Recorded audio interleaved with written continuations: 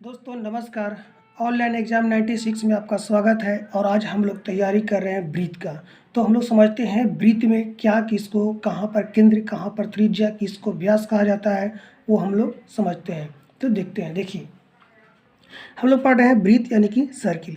देखिए ये ब्रीथ कहते किसे हैं? ब्रीथ कहते हैं कि एक निश्चित एक मिल करके यानी कई निश्चित बिंदु मिल करके जो केंद्र से समान दूरी पर हो उसे हम क्या कहते हैं? ब्रीथ कहते हैं। समझ गए?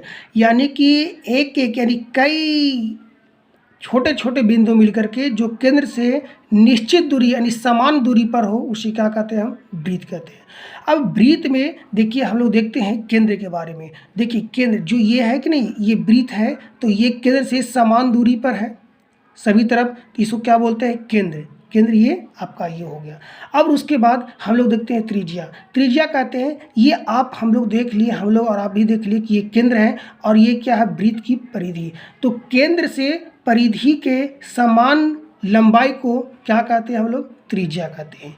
अब त्रिज्या है। अब उसके बाद देखते हैं हम लोग व्यास। व्यास क्या कहते हैं कि एक परिधि से दूसरी परिधि कि दोनों छोर को मिला देते हैं तो क्या बन जाता है? व्यास। या हम कह सकते हैं कि दो त्रिज्या का मिला देने से क्या बनता है? व्यास बनता है। जो आप लोग जानते भी होंगे कि आप लोग 2r बराबर d यानी दो त्रिज्या मिलने से क्या एक व्यास का निर्माण हो जाता है। यहाँ तक तो आप लोग समझ गए होंगे। अब हम लोग देखते हैं ब्रीथ की परिधि। देखिए हम लोग ब्रीथ तो देख लिए कि कई छोटे छोटे बिंदुओं से मिलकर जो केंद्र से समान दूरी पर हो उसे क्या कहते हैं? ब्रीथ कहते हैं।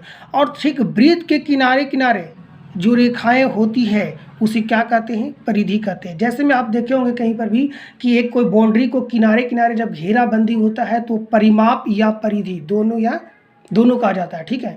अब उसके बाद देखते हैं हम क्षेत्रफल। ये तो ब्रीथ आप समझ ही गए होंगे। इसके बाद क्षेत्रफल देखते हैं। देखिए अभी हम लोग परिधि क्या करें? परिधि है जो ब्रीथ के बाहर वाले, ठीक ब्रीथ के अंदर वाली जो भाग होती है ये पूरे भाग को क्या बोलते हैं? हम लोग क्षेत्रफल बोलते हैं। और ये भाग को हम लोग क्या बोलते थे? परिधि बोलते थे। तो हमें मालूम है कि आप लोग केंद्र के बारे में, त्रिज्या के बारे में, व्यास के बारे में, परिधि के बारे में, क्षेत्रफल के बारे में समझ चुके होंगे। और ये ध्यान दीजिएगा कि 2r बराबर d होता है, यानी हम कह सकते हैं दो त्रिज्या मिलकर के एक व्यास का निर्माण होता है। जैसे में आप देख सकते हैं कि ये केंद्रक था, केंद्रक से एक परिधि पर तो कितना हो गया? r, एक r, और ये कितना हो गया? एक r, r 2r से क्या मिल गया? मेरा एक d मिल गया। उसी प्रकार से हमारे ब्रीथ में दो फॉर्मूला है जो आप समझेंगे इस प्रकार से। ऐसे जैसे में देखिएगा ब्रीथ की परिधि, ब्रीथ का परिधि होता है 2πr। r क्या हुआ? मेरा त्रिज्या हो गया। और पाई का मान आप ध्यान दीजिएगा क्या होता है? 22/7। क्या होता है? 22/7। ये आपको एग्जामिनेशन में बनाने में बहुत ज़्यादा यूजफुल रहेगा। अब उसी प्रकार से ब्रीथ का क्षेत्रफल का फॉर्मूला होता है pi r x square. Pi r x square. तो पाई का मान यहाँ पर हम लोग क्या जानते हैं? 22/7। हमें मालूम है कि ये फॉर्मूला आप लोग पहले से भी जिनको याद होगा वो भी ठीक, और जिनको याद नहीं होगा वो इसको अच्छे तरीक़ा से किसी कॉपी पर नोट कर लेंगे, क्योंकि एग्जामिनेशन में इससे अधिकतर बहुत क्वेश्चन आते हैं, अधिकतर बहुत तरह के क्वेश्चन आते हैं।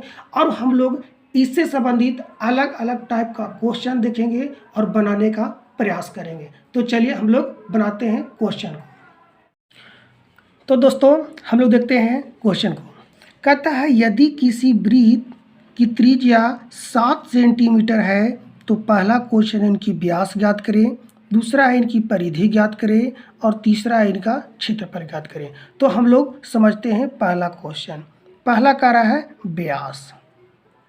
व्यास को हम लोग d से डिनोट करते हैं। तो हम पहले ही बताए हैं कि 2r बराबर क्या होता है? मेरा d, जबकि r बराबर मेरा दिया हुआ है, r बराबर मेरा दिया हुआ है 7 सेंटीमीटर। तो d बराबर क्या हो जाएगा? 2 गुने 7 यानी कितना? 14 सेंटीमीटर। कोई दिक्कत यहाँ तक? हमें नहीं लगता कि नहीं यहाँ तक किन्हीं को दिक्कत होगा। अब दूसरा हम लोग देखते हैं परिधि के बारे में। परिधि क्या बोलता है? परिधि बराबर होता है, हम पहले ही बता चुके हैं, परिधि बराबर होता है 2πr। तो 2 का मान हो रहा है 2 पाई का मान हम बताया है 22/7, आर का मान कितना दिया हुआ है 7, तो ये से ये कट गया, यानी कितना हो गया 44 सेंटीमीटर। कोई दिक्कत हमें नहीं लगता है कि यहाँ तक हुआ होगा। आगे हम लोग देखते हैं, तीसरा कहता है वृत्त का क्षेत्रफल। तो वृत्त का क्षेत्रफल बराबर होता है पाई आर एक्स आर। पाई का मान 22/7, आर है तो 7 × 7, ये से ये कट गया, ठीक है। अब कितना होगा 22 × 7 = 54 से, यानी 154 सेंटीमीटर एक्स आर। इसी तरह के आप बहुत से क्वेश्चन को आप बना सकते हैं। आपके पास ये जो PDF है, एक मैं आपको लिंक में डिस्क्रिप्शन दूंगा या व्हाट्सएप का नंबर दूंगा, अगर उस पर आप चाहेंगे तो इस तरह का बहुत से क्वेश्चन आप प्राप्त कर सकते हैं, और जो आपको प्रैक्टिस करने से बहुत ज़्यादा याद रहेगा हमेशा तक। फिर मिलते हैं नेक्स्ट वीडियो में।